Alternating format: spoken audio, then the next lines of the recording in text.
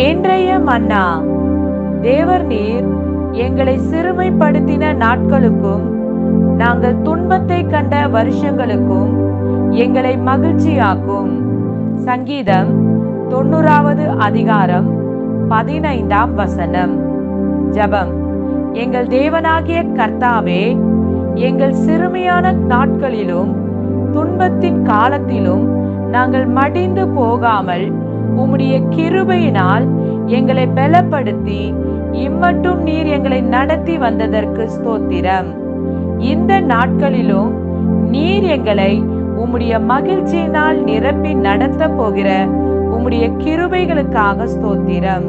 இயேசுவின் நாமத்தில் ஜெபிக்கின்றேன் எங்கள் ஜீவனுள்ள நல்ல பிதாவே.